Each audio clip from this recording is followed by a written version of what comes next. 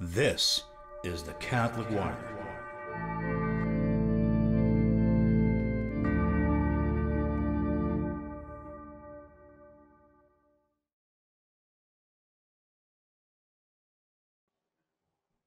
Okay, as always, we'll try to make it as brief as possible. First, I'd like to say that I'll never give up to try to make you sing. that's actually, all jokes aside, actually something that I don't want to give up on, because I think men are supposed to be perfect. What does that mean? That we have to develop every single faculty that we have. Uh, Singing is embarrassing. I know that many of us might say, well, I can't sing. Still, we should try to get that going. Not singing, like everything, but especially Gregorian chant, because as I say, as men, we should develop every single faculty that we have. We will see in the conferences that we make. That's part of our duty also, to pass that on to our family, our next generations. A lot of times we go like, well, I don't want to go into any kind of art or any kind of this or that. And when you look at what they call the Renaissance men, it's a wrong term. It shouldn't be used. But the Renaissance man is a guy that basically does that. He develops all his faculties. We should be developing our intellectual faculties. We should be well read. We should be cultivated in some sort of art. So that's why I don't want to give up on that. As we begin today's conversation, I do want to reemphasize again the part of me addressing this as humbly as possible. All of you here are older than me, most of you at least. You have more experience, you're wiser. I wouldn't dare ever talking to you if it wasn't because I'm a priest. And we obviously, as we just did, we pray to the Holy Ghost that he will enlighten us, not through my personal merits, but rather, through the grace of God. Because what I'm going to talk to you about today is, as usual, is going to be things that the church teaches, is based on philosophy, theology, and the teaching of the church. Now, the topic of the talk, as I mentioned, was the correction of children. I know that many of you may not be dealing with children anymore. You might not be dealing with, maybe you have grown-up children, maybe all of them are out of home. It's still going to be useful because we're going to cover some principles that you can apply with employees, with yourself, with your children, to instruct them on how to raise their children, try to share this with them. So it's always going to be useful. We'll begin by explaining something about the soul of a human person. Now, for those watching the video, you might be watching the video and thinking this is going to be the same thing that we covered with the mothers. We're doing a parallel. I'm talking with the mothers about sort of the same things, and then I talk to the fathers about kind of the same, but it's not exactly the same. It's a different approach. We're going to cover some things that are entirely different. I think this is very important because the family is really the only way we can solve the problems in our society. And the family is the only way we can also sustain the church. If I, as a priest, if I go and preach as many sermons as you want, and I pray and I scourge myself in front in the altar, and I do whatever else, you guys are like, yeah, scourging, we want to see that. If I do all that stuff, but in the family is not being done, it doesn't happen. I've seen this many, many times. You as a priest, you can work your back off and teach the child as much as you want and work with them. And it's like you take 3 steps forward, then they go back home 3 steps backward.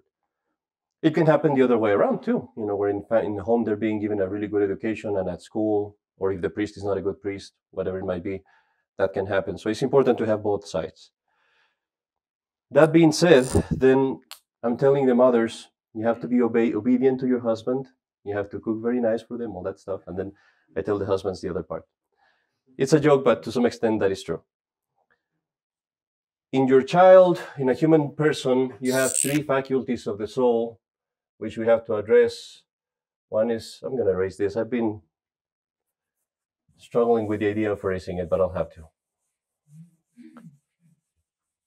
You have 3 faculties, and this applies for your soul as well: memory, intellect, and the will.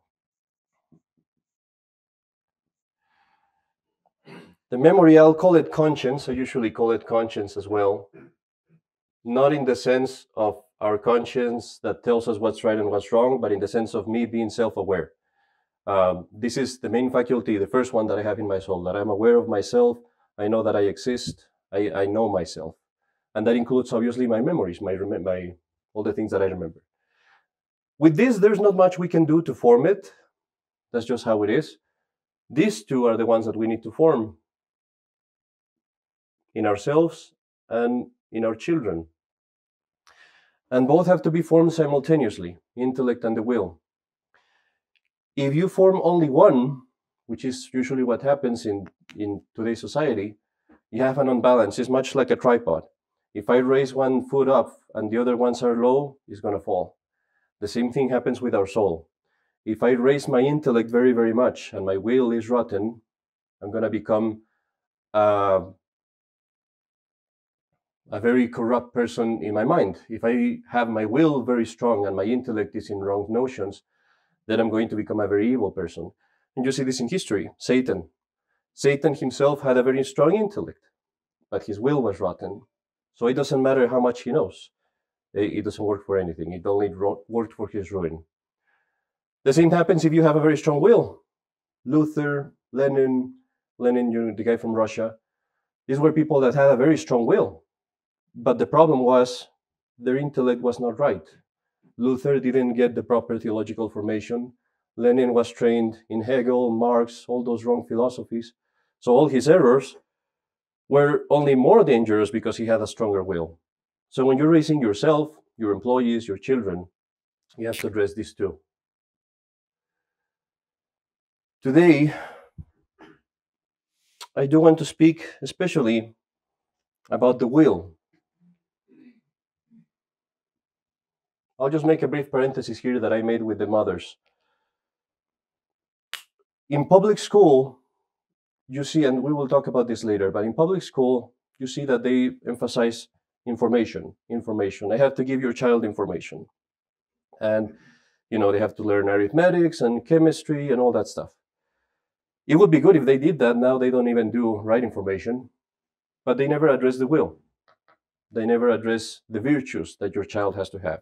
They never teach them to be obedient or modest or pure or any of all those things. So that's why it's so important for us to know these things. Any questions so far or comments? No? This is my chance to get coffee.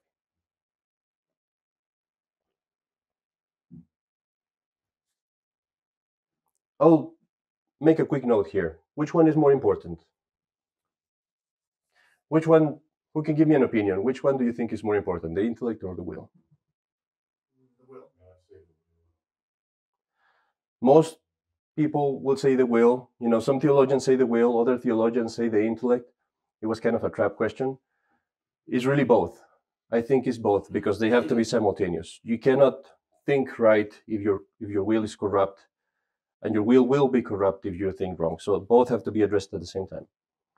Now you guys are not going to want to answer anything anymore. Now, today we're talking about correction then and training of the will. Raise your hands if you still have children at home. Okay, it's like half of the group, so that's okay. When we are raising children, when we are correcting, usually we focus on there's three processes that, we'll talk about later. The first one is the information I mentioned. You tell your child what he needs to do. The other one is correction, which we are all familiar with. Is the inspiring slap in the lower back that you give them sometimes. And we all know these things, but there's one that we always miss, or we miss a lot, and it's training.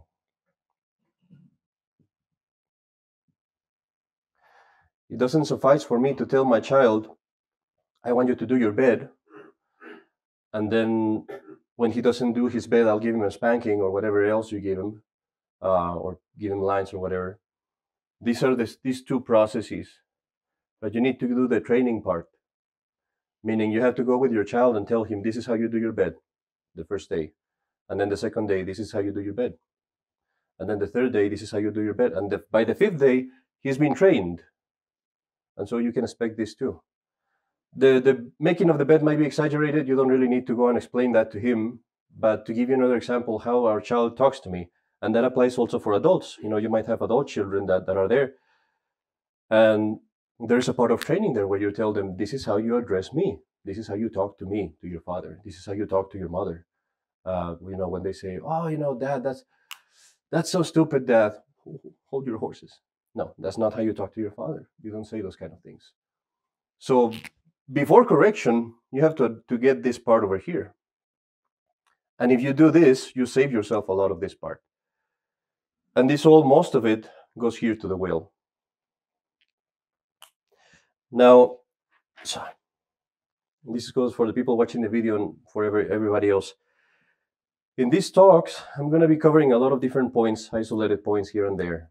I would encourage you, if you find something that you find interesting that you want to remember, type a note in your phone or write it down or whatever, because otherwise we're going to be covering a lot of things and it's going to be hard to remember it all.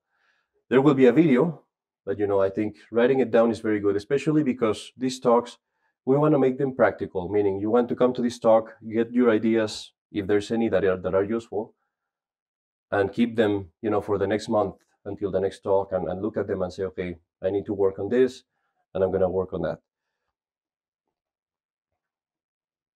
So now that we're starting to talk about correction, I do want to mention something very important. It is the mother's duty to correct our children. That is true. But it is mainly actually the father's duty. It is your duty as a father to correct. Mainly your duty. And this is something that is scary, but it's a responsibility that we need to take. When it comes to the judgment of God, when we come to God's judgment, the mother can say, well, my husband didn't correct them. It will actually get her out of the trouble, at least a little bit. God will still say to her, no, but you were supposed to also correct them. But it will definitely take away some of the responsibility, because she can truly say, no, my husband didn't do it, and it's his fault. And it is our fault. We have the main responsibility of the family. Just remember what I've said before, you're the priest of your house. And that means that, for example, just as in here, in the chapel, in the parish, if I see something that is immoral, I have the duty to correct it. Not the sisters, I do. And when it comes to God's judgment, I'm responsible for it, and I'll go to hell if I don't correct it. The same applies for a father. Now, here, this is something that I always emphasize, and you'll hear me repeat this over and over again, because I am convinced, and this is why we started the group, I am convinced that 95% of the problems that we see in society today are because we men are not doing our duty. I don't involve you, I don't, drag you down with me. But when we look at society, it's men, it's our fault. It's not women's fault, it's not anybody else's, it's us that we have been failing. If you look at the statistics of all the crimes and people that fall into drugs and children that go into transgender, every single one of them, there's no exception, every single one of them, the father is not there. You'll see mothers there, but in every single one, the father is not there. That's all on us. And here I say, woe to us, woe to me as a priest if I don't correct, woe to you as a father if you don't correct where you need to. I want to read you a quote from Ezekiel. This is God speaking to the prophet, but it obviously applies to us as well. It says, God telling the prophet. This is Ezekiel chapter 3, verse 17 and onwards. Son of man, I have made thee a watchman to the house of Israel, and thou shalt hear the word out of my mouth, and shalt tell it them from me. That's God telling him. You are going to tell them what I'm telling you. If when I say to the wicked, thou shalt surely die, and if thou declare it not to him, nor speak to him, that he may convert it from his wicked way and live, yes, the same wicked man shall die in his iniquity, but I will require his blood at thy hand. But if thou give warning to the wicked, and he be not converted from his wickedness and from his evil way, He indeed shall die in his iniquity, but thou hast delivered thy soul. Moreover, if the just man shall turn away from his justice, and shall commit iniquity, I will lay a stumbling block before him. He shall die, because thou hast not given him warning. He shall die in his sin, and his justices, which he had done, shall not be remembered. But I will require his blood at thy hand. Now, the guy that I was pointing, I don't know who was sitting in front of me, but he's like, ah. But those words, they stuck to me as a priest, and it should stuck in every father's brain, in every father's heart. I will require his blood at thy hand. That means that if I don't correct, if I don't point out when something is wrong, I will require his blood at thy hand. So that is the scary part of the talk. You have the duty to correct your children. And you have the duty, here's a part of the video that I'm going to cut off. You have the duty to correct your wife as well. Tombstone stirrup, right? I was like, can we still become priests? This is my recruiting class for the seminary.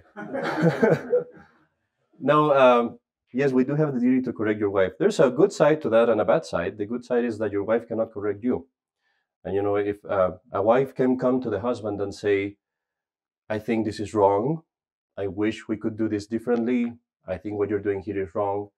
When it comes to the children, she might have to oppose the husband. If the husband wants to do something evil, she has to oppose him. But she doesn't have the authority to come over the husband and correct him and say, you are doing this and this and that. She should always keep respect. So a wife, for example, to put it very graphically, a wife should address those things with her husband as I would with the bishop. If the bishop does something that is wrong, I'm not going to go and say, hey, why are you doing this or that? No, I say very respectfully, Your Excellency, I think this is wrong, or I think we could be doing this different, blah, blah, blah.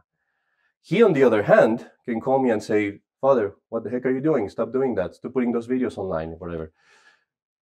The same thing applies here. Now, when it comes to the wife,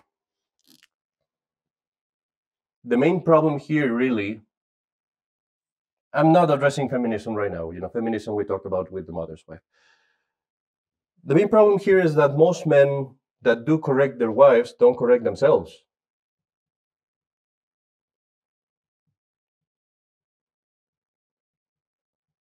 So yes, you ought to correct your wife, but for that you also have to have some moral superiority, so to speak. You have to have some moral quality. That doesn't mean that you have to be perfect, because if that was the case, then we would never do those things. Imagine if the priest had to be perfect before he corrected anybody, you'd all be, not corrected anywhere, at any time. No, we're not perfect. We have a lot of defects, but you at least have to be striving for sanctity and perfection. You cannot be just laying in your couch and watching TV and then telling your wife, hey, feed the children, pray the rosary. No, you yourself have to give a good example. For this, I'll give you a few rules, because here's the part that is probably the most dangerous. Here's the part that all the wives are going to be like, what is Father doing? So some rules when it comes to correcting your wife, so that we have the proper understanding of this.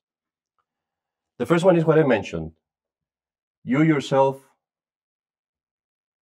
you must be striving for good, striving for perfection. It's a two-people race. You cannot be sitting and just cheering up your wife. You actually have to be doing it yourself too. Here's the key one. This is the most important one. And I'll say it to anybody listening right now with whatever authority I might have. You're not allowed to correct your wife unless you yourself take correction. What does that mean? You yourself take correction from your superiors.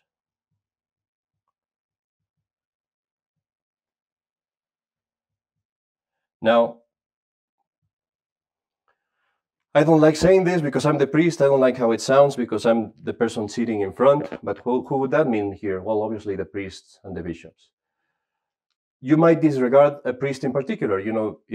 I would not feel bad if you say Father Cepeda is too young, he's inexperienced, he's not someone that I could take correction from. But then I'll call another priest that is older, that has more experience. The point is, if I want to have that authority of correcting my wife, and if I want to have that authority of determining what she should do or not do, I must do this too. Because otherwise there's no balance. Otherwise you're talking about a tyranny. If you have no checks, but she does, it's totally unfair. So we have to say the same thing applies for me, for example, as a priest. I correct people, yes, and I tell what's right and what's wrong. But then I have my authority, and my authority also corrects me. If I stop submitting to the bishop, you would be entirely right in telling me, Father, I'm not going to listen to you. Who knows where you are? Who knows where you're getting this from? Because who's checking you up? You see what I mean? Any questions or comments so far? No? So that would be the first rule. The second rule, excuse me. The third one is very important. I say that of everything that I say, if you haven't noticed. Is to have a Christ-like authority. What does that mean?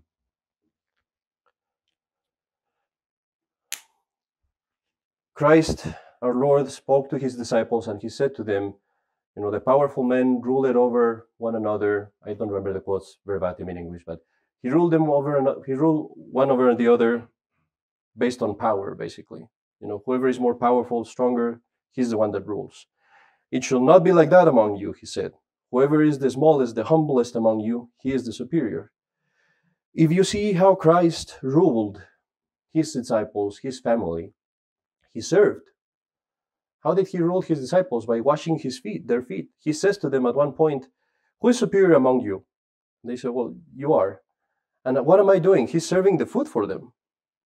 So I'm not saying that you have to do that to your wife, but what I'm saying is you have to have a Christ-like authority. And what that means is that you have to win her heart. I cannot go and tell my wife, feed the children, cook this and do that, and, stop wearing that right now, and this and that. Because I'm going to drive her mad, as you would be driven mad if someone was telling you that. You have to win her heart, make her respect you, make her feel comfortable and protected around you, and then you can say, as Christ does, okay, this and that. See how Christ leads us. How Christ leads us is not like we get struck by thunder every time that we commit a sin. We'll all be like, well, I don't know about you guys. I would be turned into ashes by now, probably. So if God leaves me so smoothly, he forgives me so many times, he keeps repeating the things that I have to do, gives me so many blessings, this is how we lead our wives. A Christ-like authority. I win her heart, I make her feel respected, I make her feel comfortable, and then I can correct and I can say, this should not be done, they should not be wearing that, we should be praying this and that. We should not be watching this TV show, so forth and so forth. If we have these three rules, then yeah, go ahead and correct your wife. If we're not keeping them, I would say be prudent about it and refrain until you have this. And I'm obviously speaking of a day-to-day thing, right? I see everybody very serious. No questions? No problems? Okay.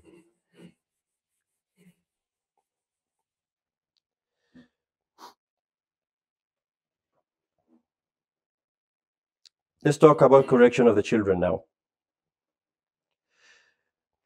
With men, there's a big difference in when it comes to dealing with children. Your wife is usually the one that has to deal with them on a day-to-day basis. You usually just see them, in the night when you get back home, all these things. That means that you don't get as much control. You don't get to see them every day and to actually deal with the problems. Now, to that, there is an advantage and there is a problem with it. The advantage is that you get less work. Your wife gets most of the hassle in that sense, at least when it comes to children. But the problem is you will only be able to see the problem in your children once it's a problem. What do I mean? If, for example, your wife is not taking care of teaching them how to be respectful with their parents or how to be modest or things like that, this is going to start happening years and years and years and years and years, and you will only see it once it's too late, once the problem is set in. Does that make sense? I'll give you the example that I gave the mothers, and here I'm going to burn myself and my poor dad too. But when I was growing up, the Donald Duck cartoon came out. Well, he had come out before, but he was very famous at the time in Mexico. And I must have been like 3, 4 years old. And I was the youngest one, so my mother had a lot in her plate. And every now and then she would just put me to watch, Donald Duck and go do other stuff. Have you seen the cartoon? Raise your hands if you've seen it. Okay, you remember how Donald Duck goes like that and he fights and all those things? That's terrible to see the priest doing that. Anyways, at one point, my dad comes to my mom and he says to her, "You have to stop that. You have to not put him in there anymore. Because I'm coming and I see him and I talk to him and he's Donald Duck. He's talking like Donald Duck. He reacts like Donald Duck. He gets angry like Donald Duck because it's a kid. You're seeing the things and you keep it." But when did he notice? He only noticed when it became a problem. And that's what happens to us. You won't notice if your daughter has a problem with immodesty until it has become a problem and you become aware. You won't notice if your children become disrespectful until they are disrespectful. So how do we address that? You as a father have to be involved in the education of your children preemptively. Meaning before it becomes a problem, you have to be aware of that. There is something that is, you guys all know it, for the young parents, maybe you don't, but I'm sure everybody knows it. There is an age, I'll call it the age of malleability. I don't even know if that's a word. Is that a word? Everybody can tell me? Okay, good. There is an age where the children can be moved very easily. That's probably from the year 0 to 10 years old, let's say. At that age, if you see a problem, you can spot it and change it, and it's like a Play-Doh. It's so important for parents to know this and to put it in practice. Once they've passed the 10 years old, you're struggling because it's basically like this is like dealing with water. After 10 years old, you're dealing with ice. You're going to have to break, things are not going to be built up. Same thing that happens with a tree, for example. If you have a tree and it's green, you can twist the tree, you can do whatever you want. Once it starts growing the wood, good luck changing it.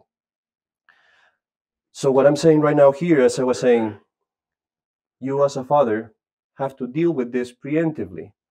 What that means is that you have to have in your mind the plan of your education so that your wife and yourself knows what you're aiming at.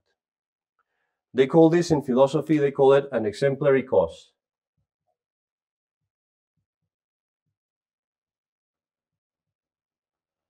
For example, if I'm an architect, the exemplary cause is the blueprint of the house, the 3D thing that I have. I know what it's going to look like. I know what I want it to be. It's exemplary because I'm basing myself on that to know where I want to go. But it's a cause because this is coming back here and pushing me to go that way. If I didn't have that blueprint, right now with the kitchen, if we didn't have the blueprint of the kitchen, it would be a mess. We would be like, okay, where does this go? Where does that go? And it would look like some kind of shack. But you have to have it all figured out. If this happens with things that are so unimportant, you could say, as a building, how much more important is it that you have that with your children? If you have an exemplary cause, if you have the picture of your child as you want it to be, you'll be able to tell your wife, this should be getting done, this should be getting done, this should be getting done. And she'll be able to know it as well. So far, any questions or comments? We're almost there, halfway there, maybe past halfway there. I do want to make a brief note. I think my talks can be sometimes a little bit demoralizing for some people. But here's the thing, is we're looking at the ideal, right? We're looking at what we are aiming at. We're always going to fall short. When you become a priest, there's a book by St. Alphonsus Liguori called basically Sermons for Priests. And I know seminarians and priests that would never read it. They would not read it because it would get you depressed. Like at the 4th chapter, you'll be like, oh, man, I don't think I'm built for this. No, but it's good to read it because it gives you a high aim and then you strive for that. And, we're always imperfect. We're always going to have problems, but at least we know where we're going. It's an exemplary cause. To be very, very specific, I want to give you some ideas of how I should work on this, as a father. You're going to have, you deal, and this works for employees as well. If you have employees, you want to know what they want, what you want them to be. You have boys and girls. There are certain things that you need to know, make sure that they know. Catechism. I've mentioned before, this is your duty as a father. It's not my duty as a priest. Well, it is too. But it's your duty first. So, for example, you should know, at 7 years of age, my children should know the Apostles' Creed, their prayers, the commandments, all that stuff. And if the teachers and the priests are not teaching it to them, I should. In fact, I should do it first. They are only there in case I don't. But that is my duty as a father, to make sure that happens. There is different ages. There is the age of 7, there is the age of 14, there is the age of 21. And at different ages, I have to make sure that they know their stuff. At 14, they should start knowing the stuff from confirmation. At 21, they should know how to date. They should know what the rules are for marriage. They should know all that stuff. And I, as a father, have to make sure that they know that. Catechism. Another one is manners.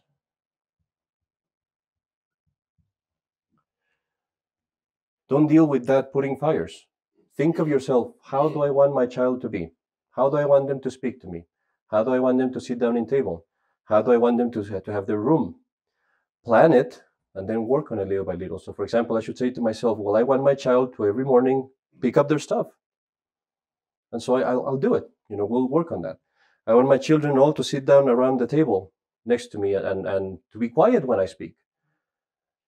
If you write those things down a little bit, don't make like a huge list like this, but write a little bit what's more important to you and keep it in front of you. And your children are your construction project. Every morning, every day you check, is this happening? No, then I have to correct it when it comes to manners. This includes talking with respect. I've mentioned that before, how they address you. It includes how they fight or how they get angry. I have to think to myself, how do I want my child to get when he gets angry? Do I want them to be yelling, to be crying? Well, no, then I have to address that. I was telling in the mother's group about my sister. I had a niece that was 3 years old, and she had the lungs of Andrea Bocelli. Like, you know who Andrea Bocelli is? It's this opera singer. She would be 3 years old, and she would just get screaming like, ah. And my sister, at one point, she was like, you know what? You're going to cry? You're not going to get what you want. Go in the room and cry. And she would put him in a room and lock the room. Not lock it, but, close the door. And we'd be in the kitchen, and you'd just hear the girl.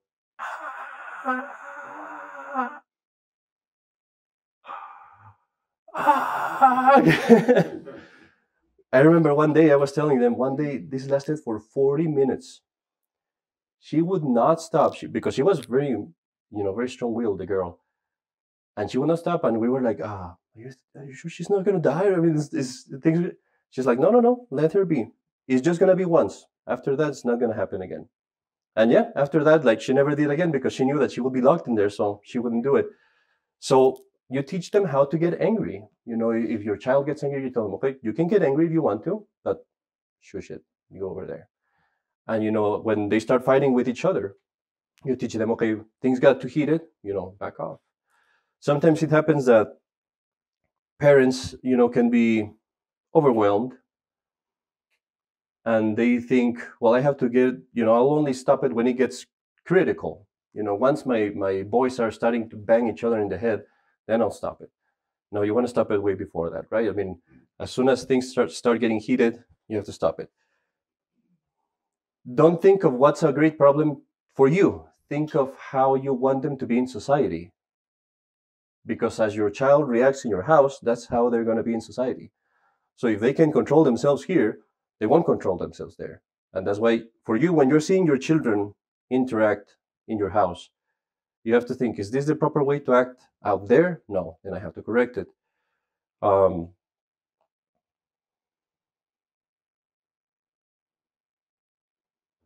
I could mention a lot of things, but we won't go into many of them. But I do want to mention some virtues that you want to put in there for sure. I'll put them up here. Obedience, humility, modesty, and mortification. I know that you know these virtues, you know that they have to have them, but let me just dwell a little bit on them. If you were to tell me, Father, I can't do it, you're way too strict, you're asking for too much, I can only give you one virtue, Father, only one that I'm going to give my children. Give them this one, obedience. That'll cover everything, because obedience, this is the one that you should never break with you when you have children, little children. It happens sometimes that I tell my child, take out the trash. Oh, I'm so tired. I heard it's cold out there and this and that. I have to go to the bathroom. And you go, oh, okay. Oh, someone else. Never do that. Never do that. As soon as you tell something to your child, they do it. And if they don't want to do it, more they do it. Because you're training their will. This is the main thing that trains the will, the obedience. A secular priest doesn't make a vow of poverty. He makes the vow of chastity, and he makes a province of obedience. Think about this. The most important jobs that we have, priesthood and the military, they require obedience, because they require for you to have perfect control of your will. And the saints say that if you obey, when I obey someone, when my dad tells me to do something and I don't want to do it, and I force myself to do it, what I'm doing is I'm forcing my will to recognize a higher voice. And so right now, as a child, I'm learning to do something that I don't feel like doing because it's higher. It's something that comes from above. That's what I'm doing when I'm obeying. If I do that at home, when I step out of home, and my passions and all these things come over, I'll be able to do the right thing because I've trained my will to do something that is higher. Does that make sense? While if I'm at home and I've been trained to do what I want and never conquer my will by obedience, when I get out of home and I see this beautiful girl that wants me to go with her without being married, or I see this guy that is offering me drugs, or I see this guy that is inviting me to gamble, I'm going to go all over the place because I've never trained my will. So obedience. And remember that we're doing this preemptively. What that means is that you as a father, you should have it in mind to make your children practice obedience. Not just when it happens, but actually say to yourself, okay, today I'm going to tell them to do this. That is hard, and they can do it, and I'm going to make them practice obedience. That should be your project to do those things, and your wife should be into it as well. Humility is very important as well, to teach your child to submit, to be quiet, to put themselves under other people, to say, I'm sorry. This is very, very important. Teach your children to say, I'm sorry. Even the grown-ups, if you have adult children, tell them, hey, you should go to your mom and say, I'm sorry, mom. You should go to your dad and say, I'm sorry, dad. What if it was my dad's fault or my mom's fault? It doesn't matter. You still go and say, I'm sorry, because you were the child. You were not supposed to be arguing or yelling or whatever. Does that make sense? That happened with me. I remember my parents would tell me that whenever my dad, I would have some kind of a disagreement with my dad, my mother would not rest until, okay, you have to go and tell your father that you're sorry. And the same the other way around. This is another one of those personal stories, but I remember one time I was disrespectful to my mother, and sorry for that. And here's what my dad did. It was, my parents would have this thing where we would go and ask them for the blessing every night. Before we go to bed, we go and ask them for a blessing, and then we go to bed. Very beautiful costume. You should do it if you can. This one time I was disrespectful to my mom. I must have been quite young. I must have been somewhere around 12, 13. I come to my dad, ask for the blessing, and he just looked at me and he said, no. Is your father denying the blessing from God? So it's like, I went there, and just the way he looked at me, I can't make it right now, but the way he looked at me, and to deny the blessing and say, no, get out of here, or something like that, he said. It was like, oh. Never forgot it. I'll never forget it, and I'll never forget it. It was the most painful thing I must have experienced in the 3 years. There was no beating, there was no big talk, nothing. It was just a look in your eyes and say, no, you don't deserve it. Bam. A big lesson of humility. It really stuck. Modesty. I hope I'm not covering too much. Let's see. We started at around 10, so we're still good. We're almost done.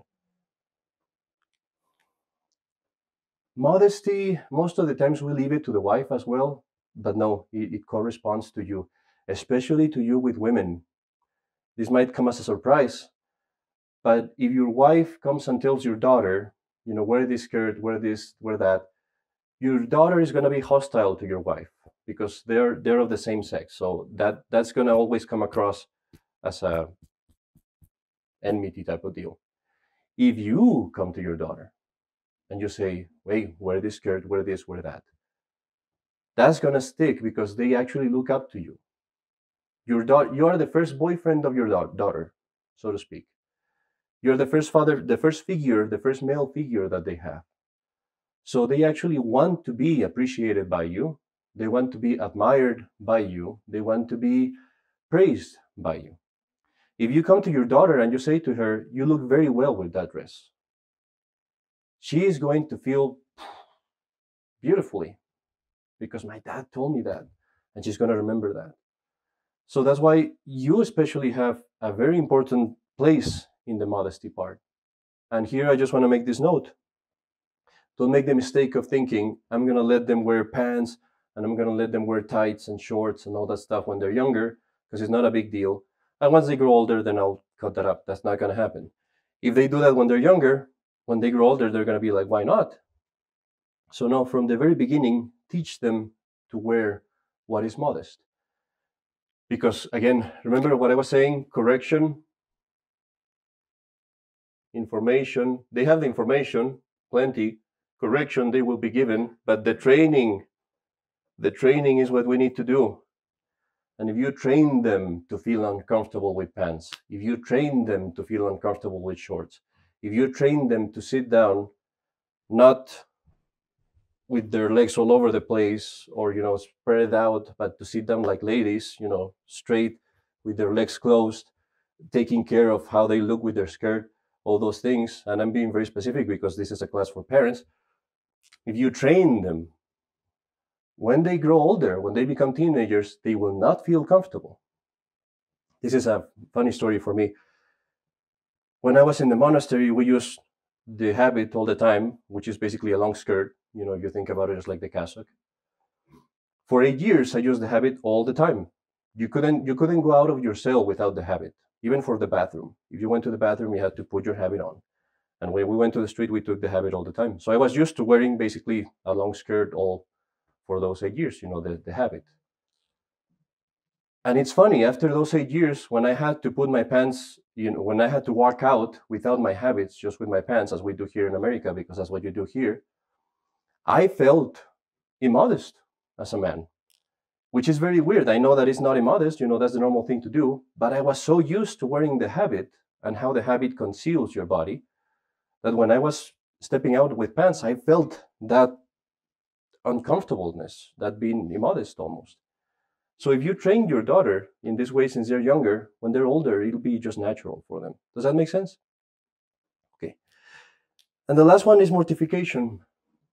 What does that mean? That means just training them to deny themselves. And this, again, you might think is too harsh. It's not harsh. You begin that from the very young age. If your child is, for example, very shy and they don't like to talk to people, you tell, hey, you go and talk to them. But I don't want, you go and talk to them. Just a little bit, just go little by little. If your child doesn't like to eat seafood, you eat it just a little bit.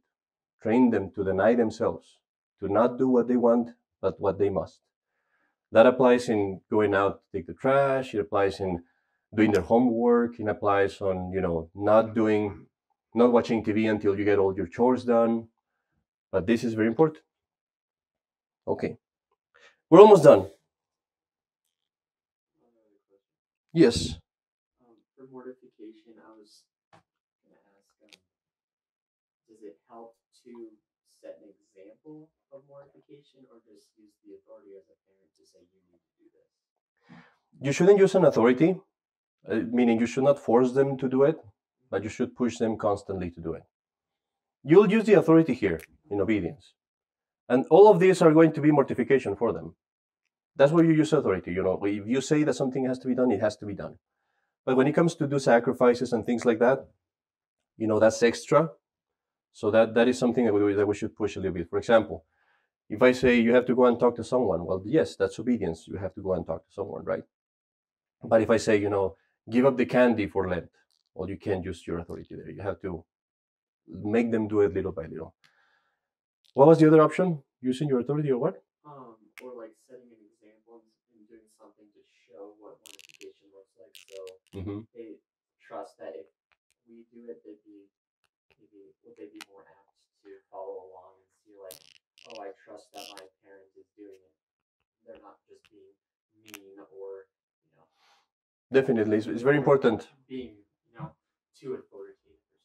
It's very important to show them with example. And here is something, you bring a good point. Children can think that we're mean if we try to make them do these things. So it's very important to explain things, especially as they grow older. You have to explain things to your children.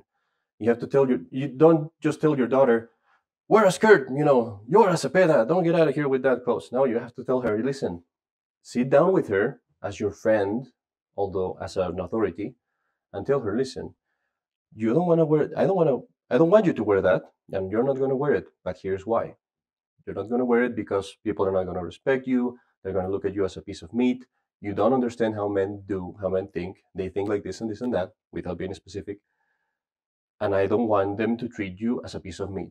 I want them to see your soul. I want them to see who you are, to value you as you are. You explain things to them. With a guy, you probably don't have to explain that much in most cases, but you want to explain things for sure. Okay. These things, we're going to cover them more in detail at some point. Now, I do want to emphasize this right now. We were talking about you have to have the blueprint of these things. You have to figure out what you want. Here's what I recommend. Every year, make a spiritual retreat. And in your spiritual retreat, think of yourself as a father. What should I be taking care of right now with my children? They should be doing this. They should be knowing this. They should be knowing that. Every year, kind of go back, pull back, look at your blueprint, and then you go back into the battlefield. If you do this every year, you'll be able to find and pinpoint what new needs there are and take care of them. And if you don't have children anymore, pass this on to your children. Try to talk to them about this kind of stuff as well. If, let's say that you do that retreat and you come out of it and your mind is all blank, we'll talk to the priest and ask the priest, Father, my children are this age. What should I be taking care of? What should I be doing right now? And here I want to make another parenthesis really quick. If you look at every book of parenthood and all the programs and talks that they give of parenthood, they'll always say like, oh yeah, you can be the best parent you can be, and everybody is the best parent in the world, and you're this and this and that. And the church is very realistic, and I think these talks would be useless if I'm not realistic, and I'm going to be realistic. The truth is that sometimes we don't have some capabilities. That is just the truth. I might not have the intelligence to come up with this list. I might not have the formation. I might not have the stamina, the mental stamina for it. And it's important to realize that. If you are a father and you realize, I don't have this particular ability that I need to, then I got to go and ask for help. And I got to go ask someone else. I'll give you another example. This happened with me and Father Selner. Father Selner, we both were the border masters in Omaha. And that's where I realized that no matter how much I try, I'll never have what he has. He has much more authority. He can go and talk to the boys and say like, get out right now and do this and this. And the boys would go and listen to him. And I would go into the house and be like, boys, maybe Nathan was there at one point, I don't remember. But I would be like, boys, it's time to go out and shovel the snow. Okay. Like right now, come on guys, let's go. Yeah, we'll be right there. And he was like, it doesn't matter what I do. I don't have that ability. He does. So it was important for me to realize I have to go to him when I need this to happen. And vice versa, I had some abilities that he didn't have, because I could go with the boys and get the information out of them like this. They were very, very open to me. They were not open to him. So that's where it's important for you to see, okay, if I'm missing something, I have to just acknowledge it and try to supply some other way, you know, with someone else or with my wife or whoever, but realize that I have that lack. Okay, we're almost done. I just want to give you a few tips.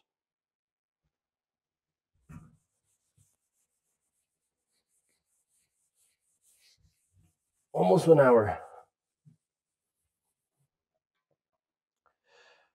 Some general guidelines for correcting. I was saying correct preemptively. I'm sure I spelled that wrong, but it's good that it's not in the camera. Is that properly spelled? Is that even a word? Yes. Okay. Okay. Because the wrong person. sometimes I'll have the word in Spanish and it's like, oh, I'm not sure if that exists in English. So correct preemptively by setting rules and punishments. What does that mean? Not correctively. Avoid this as much as you can. What I mean to say is this.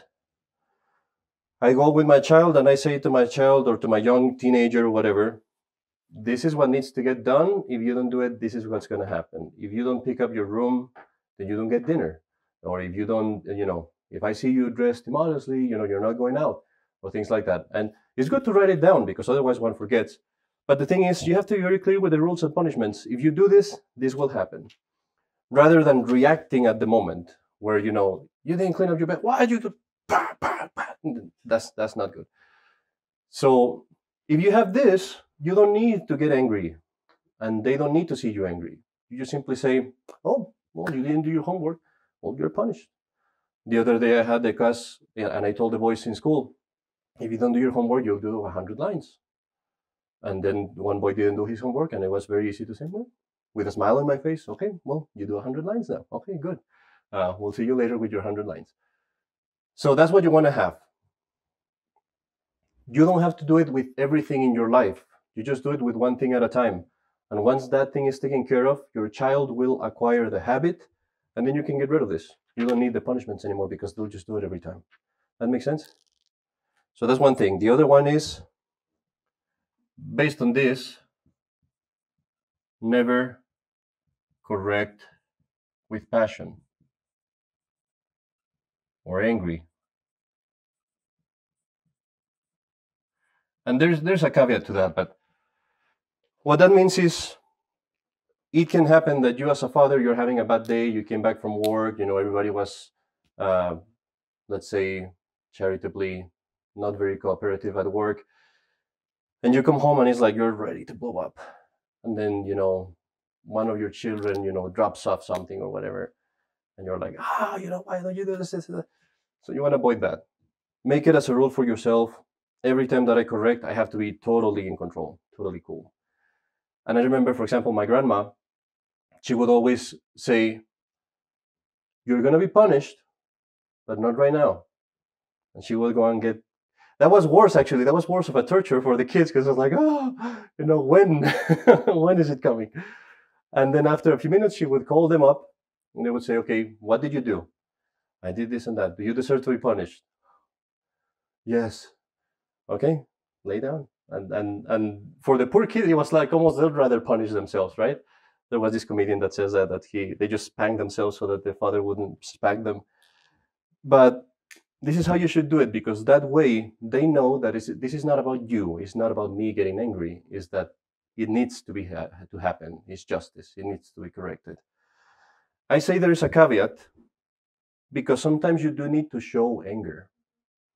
It's very different to be angry than to show anger, especially when you're dealing with boys and especially when they're older. Sometimes you need to show your strength as a man. That's why God gave you that passion of anger, so that you can use it under your control. And so sometimes you do need to say no, and it's no. And yell at me as much as you want. I'll yell back. Well, you don't yell back at them, but you show that strength and you show that you're angry. And sometimes that's very, very helpful too. Don't feel bad about that, because that's not you giving into the passion. That's you using the passion, which is very different. The other thing, correct immediately.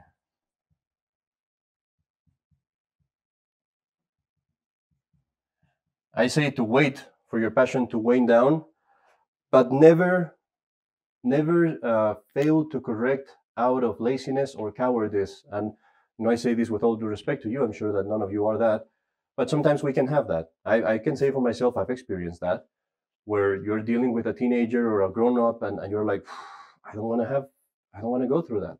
I don't want to go through the yelling and all that stuff. I just don't want to go through that right now. That's where we have to be brave and say, well, no, do I have to? Yes. Well, I go correct it right there and then. Don't wait. This applies, for example, for you all who have grown-up children and you see that there's something immoral being done. You have the duty to say it, and don't wait for anything to happen. As soon as, if you're certain of what's happening, if you're certain that it's something bad, then you go and say it right away. Because the more that you wait, the worse than the problem becomes.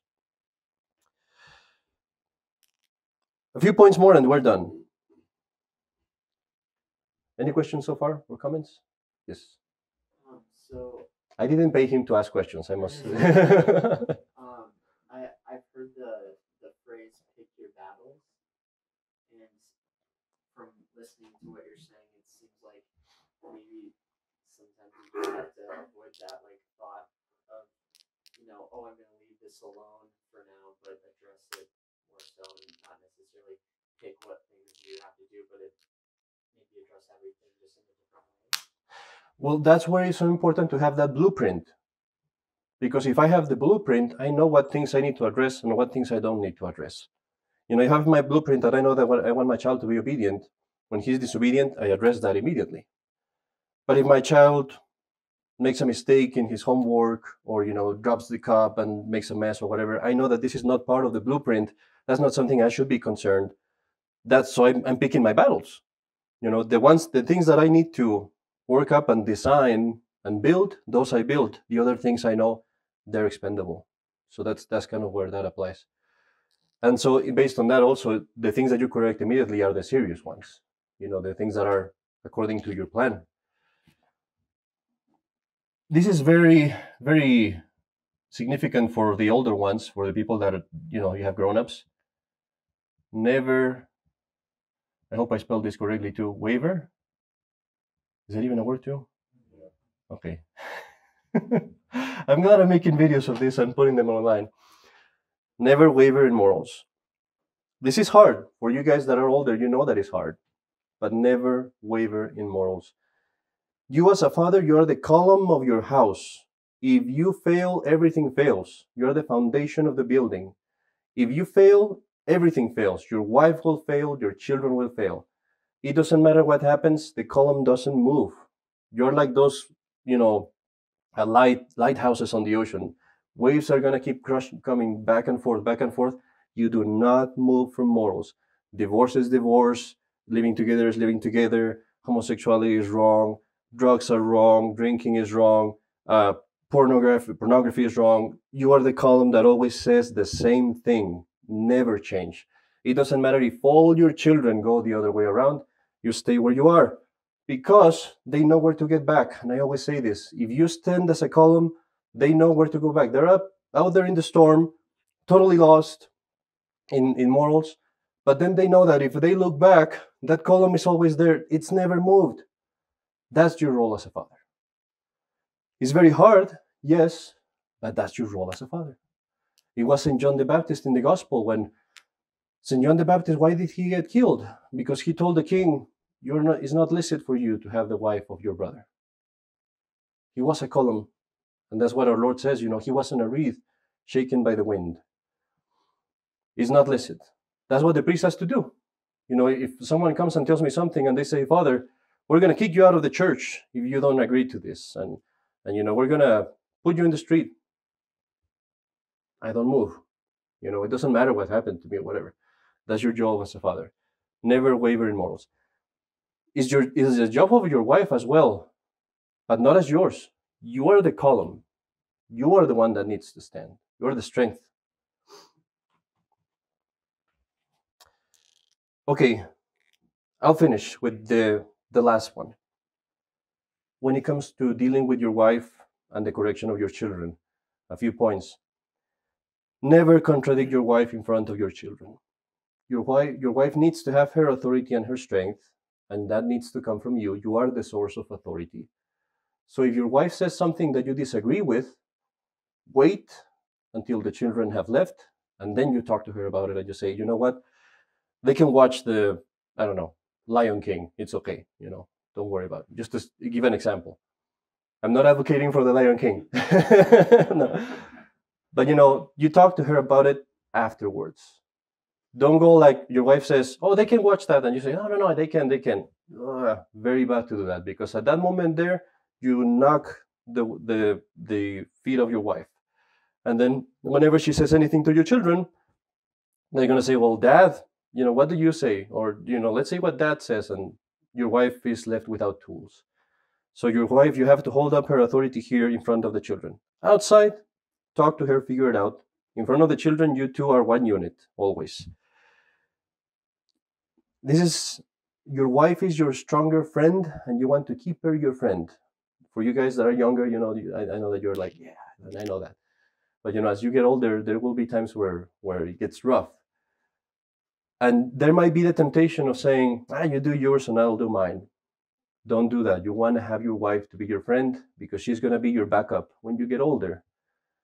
And this is why a lot of fathers waver in morals, because there comes a point where their wife is no longer a support for them, and their children are all that they have left. And so when the children are wanting to do their own thing, well, they're all I have, so I don't want to lose them, so I'm going to say, yes, you can get divorced, or yes, you can go and do this and that.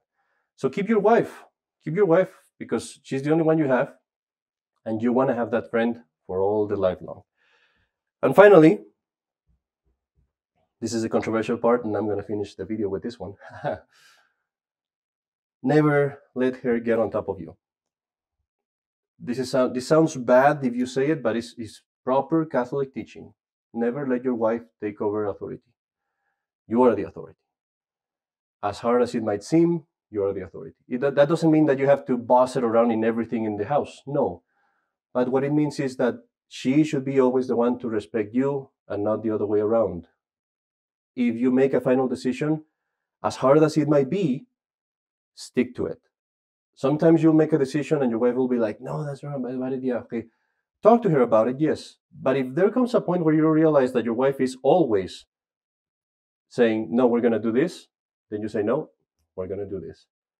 Even if it's just for training purposes. Because there has to be one head in the family, and it only works when it's the man. I've seen families where, the wife makes more of a living, or the wife starts taking over the power, and there's always cracks. They might keep working, some of them are very good people, but it always has to be like that. And I always insist with every family that I talk to, the wife has to submit, the husband has to be on top. At some times you'll say to your wife, you take care of this. She takes care of the house, she takes care of the decoration, she chooses all these things. You give her a lot of choices and she takes that. But ultimately, if there comes a point where you know that a decision has to be made, you made it and you keep to it. For a woman to love a man, she has to respect the man. We love women based on their looks most of the times, or based on whatever other things, their friendship or whatever. Women love men because they respect them. So the moment that a woman loses the respect for the guy, love starts pouring out too. So make sure that always stays there. There's always that respect, and you can keep on top. And that way, you'll have the harmony of the family, where you have the husband taking care of it, you have the wife supporting the husband, and you're both together working as a unit. If any of these things you say, well, this is not happening right now, don't be troubled, don't be panicking about it. Now you know where to go, and start walking slowly but surely on that direction. Any questions or comments? I promised this was going to be the end, so that's the end. So let's get up and say a prayer finish with our prayers. Does anybody need a booklet? Because you can pass them back there, maybe. Here's one. They need two over there. You'll need to. I need one for myself. Sorry. We're gonna go to the page, just to the page 5, with the prayer of Saint Michael the Archangel. In the name of the Father, and of the Son, and of the Holy Ghost. Amen. Saint Michael the Archangel, defend us in battle. Be our defense against the wickedness and snares of the devil. May God rebuke him, we humbly pray. And do thou, O Prince of the heavenly host, by the power of God, thrust into hell Satan and the other spirits, who prowl about the world for the reign of souls. Amen. The exorcism of Saint Benedict. The priest says one line and you answer with the other in English. May the Holy Cross be my light.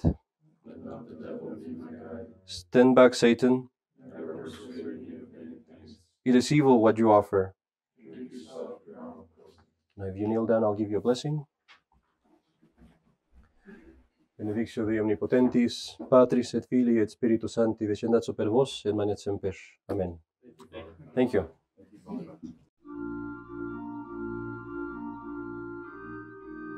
Thank you for listening to the Catholic Wire.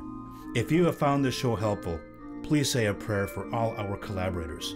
Don't forget to subscribe to our channels and share with your friends. For questions and comments, you may contact us at thecatholicwire.org.